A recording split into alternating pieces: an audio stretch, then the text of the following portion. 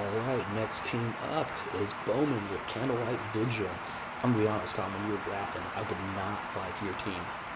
About halfway through the draft, I was just like really surprised on the method that you were drafting on. I was kind of shocked by what was going on, but once you see the full picture, it ended up working out pretty well for you. He kept Antonio Brown. It's a no-brainer. He's the number one guy. He's going to catch a ton of balls, a ton of touchdowns, ton of yardage. He does everything. Best wide receiver in football right now.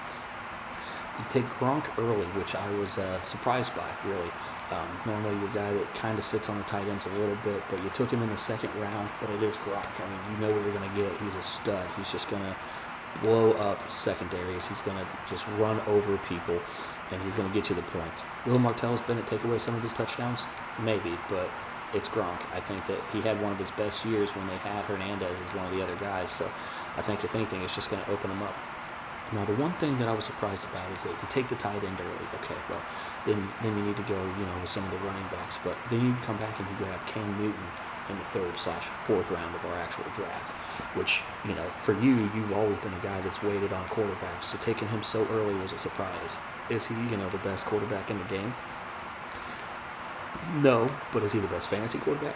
Pretty close. The rushing yards and the touchdowns really help him out, and he was passing it more, and he's passing it more accurately.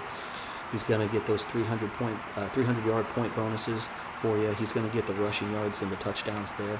I think that he's going to be a really good quarterback this year, but I think that, maybe grabbing a running back there might have helped you out a little bit, because it does show that you are a little bit weak in the running back area. Speaking of them, you have Latavius Murray as your number 1, Duke Johnson / Rashad Jennings as your probably number 2, and then you got Darren Sproles on the bench. Hey, Darren Sproles going to catch passes, you know that. In PPR, he's actually a pretty valuable guy, especially on bye week kind of fill-ins. But I just think that Latavius Murray and Duke Johnson are not 2 running backs I'd want to go into the season with. But as far as everything else is concerned, you got the Seahawks defense. They're going to be good. They're going to be good. They've been good, and they're going to stay good.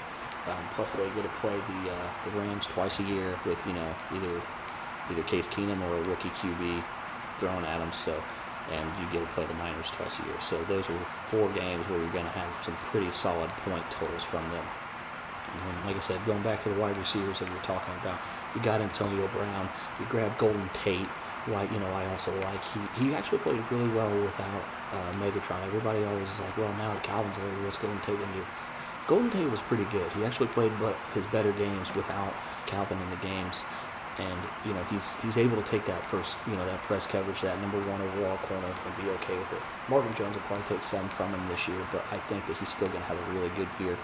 John Brown is your 3rd. He's an up-and-comer, but, that's a crowded wide receiving core there in Arizona. You still got Fitz, who's going to get his catches. Malcolm Floyd is still a pretty good wide receiver.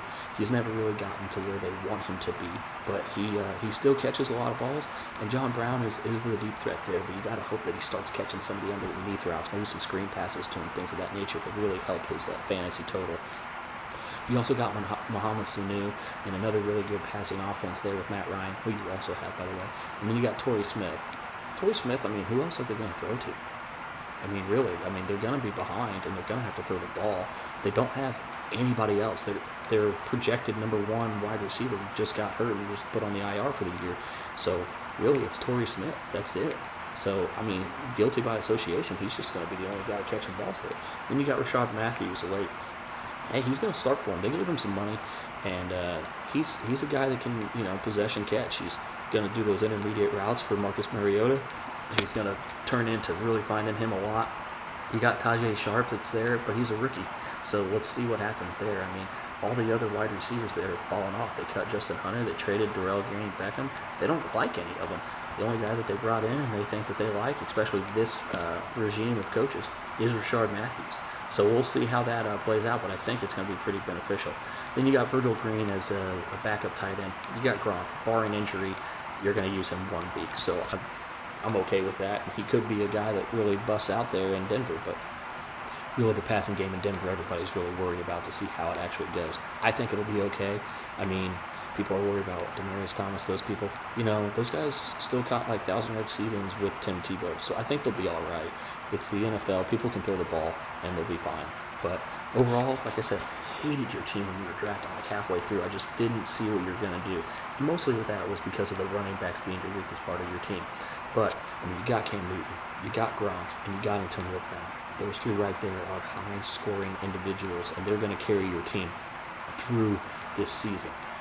Is your running backs going to hurt? Yeah, but how much? I mean, there's not a lot of 1,000-yard running backs out there anymore. It's normally a plug-and-play. What was it last year? There was 28 wide receivers that had over 1,000 yards, and there were 7 running backs. So to get those really good guys, you got to go early. And if you don't, then you're going to just put a bunch of guys together and see what sticks. So overall, though, like I said, you have a studs and duds a little bit on this team, but your studs are really, really good, and your duds really aren't that bad. Overall, man, I think this team, as much as I didn't like it during the draft, what you actually put together as a total package, it's going to be pretty strong. I want to give this team a B. I think you could go anywhere from the 8th seed to the playoffs to the 1st seed. And that's all just making sure your studs are playing and playing healthy. You could be the number 1 team coming out of the season with Newton, Gronk, and Brown scoring the majority of your points. So overall, this team got a B.